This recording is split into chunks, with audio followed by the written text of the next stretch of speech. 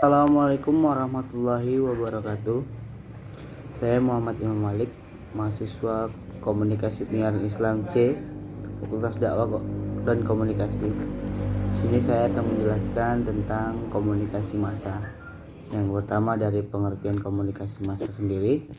Komunikasi massa terdiri dari dua kata, yakni komunikasi dan massa.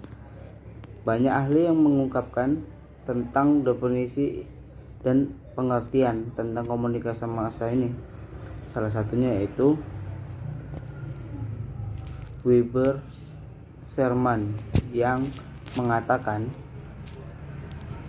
bahwa komunikasi itu berasal dari kata Latin communis yang berarti juga atau common atau sama. Dengan demikian, apabila kita berkomunikasi, maka kita harus mewujudkan persamaan antara kita dengan orang lain. Selanjutnya, menurut Sunarjo dan Junesim,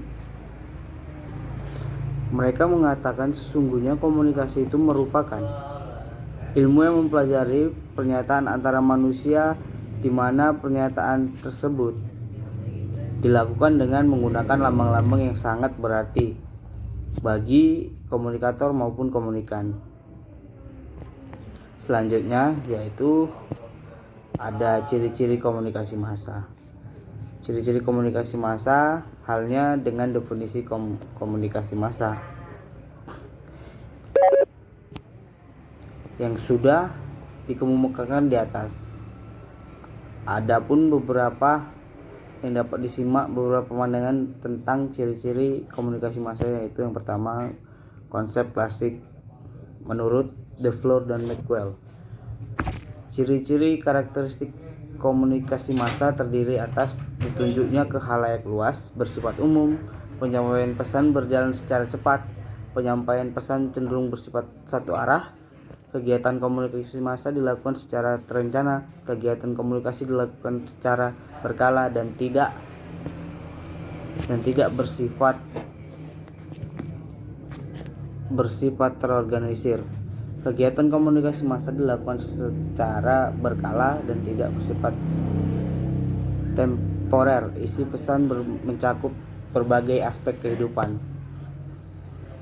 Sedangkan menurut White, ciri-ciri komunikasi massa adalah diarahkan kepada khalayak yang relatif besar. Pesan disampaikan secara terbuka, pesan diterima secara serentak. Komunikator cenderung berada atau bergerak dalam organisasi yang kompleks. Sedangkan menurut Astrid Susanto, ia menyatakan bahwa komunikasi ditujukan kepada mereka yang tidak kenal, bersifat heterogen, menggunakan media massa dan dapat juga tanpa media massa.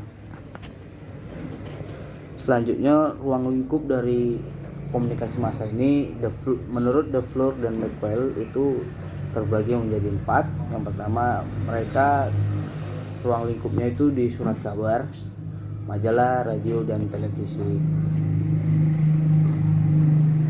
Selanjutnya yang itu kita akan membahas elemen dan komponen dari komunikasi massa. Yang pertama adalah elemen dari komunikasi massanya, utama komunikator. Dalam komunikasi, produknya bukanlah merupakan karya langsung seseorang. Dalam arti komunikator melakukan sesuatu, membuat berita, menjadi penyiar dan presenter. Yang kedua, pesan sesuai dengan karakteristik informasi atau pesan komunikasi massa itu bersifat umum dan terbuka, maka pesan tersebut harus diketahui oleh semua orang. Selanjutnya, media yang dimaksud dalam komas adalah atau komunikasi massa, yaitu media yang memiliki ciri-ciri khas dan mempunyai kemampuan untuk memikat perhatian khalayak ramai. Selanjutnya ada khalayak yang dituju oleh komas itu adalah massa atau sejumlah besar khalayak, disebabkan jumlah khalayak yang sangat besar yang justru bersifat anonim dan heterogen. Yang kelima, filter. Dalam komas, Pesan yang disampaikan melalui media umumnya ditujukan kepada massa yang amat heterogen. Halayak yang berheterogen ini akan menerima pesan melalui media sesuai dengan latar belakang sosial, ekonomi, pendidikan, agama, usia, dan latar belakang budaya. Yang keenam, umpan balik. Umpan balik itu atau feedback merupakan satu komponen komunikasi, termasuk komunikasi massa. Selanjutnya ada fungsi dari komunikasi massa. Fungsinya itu yang pertama menurut Harold Laswell ya, fungsinya itu untuk mengawasi orang-orang sekitar. Yang kedua korelasi, yang ketiga pewaris sosial. Sedangkan menurut Charles Robert Wright fungsinya pengawasan juga, korelasi juga, dan pewaris sosial, dan yang terakhir ditambah menghibur. Dan yang terakhir menurut Ardianto, dia berpendapat bahwa fungsi komunikasi massa itu berfungsi sebagai pengawas, penafsiran, pertalian, penyeburan nilai, yang terakhir hiburan. Fungsi komunikasi massa bagi individu menurut De Fleur dan McQueen yaitu yang pertama pengawasan atau pencarian informasi, yang kedua fungsi pengembangan diri, fasilitasi dalam hubungan sosial, substitusi, membantu melegakan emosi, sarana pelarian dan ketegangan dan keterasingan. Yang selanjutnya, yang terakhir, bagian dari kehidupan ritual rutin. Selanjutnya ada fungsi komunikasi media massa bagi masyarakat. Yang pertama fungsi pengawasan lingkungan, yang kedua fungsi korelasi sosial, fungsi sosialisasi, dan fungsi hiburan. Ada juga menurut Merton dan temannya juga mereka menyatakan memberikan atau mengukuhkan status sosial, memperkokoh norma-norma sosial.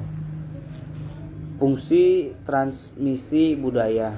Rati Ayu Widasih menyatakan bahwa transmisi budaya merupakan kegiatan pengiriman, penyebaran pesan dari generasi yang satu ke generasi yang satu lainnya tentang sesuatu pesan yang sudah menjadi kebiasaan dan agak sulit diubah.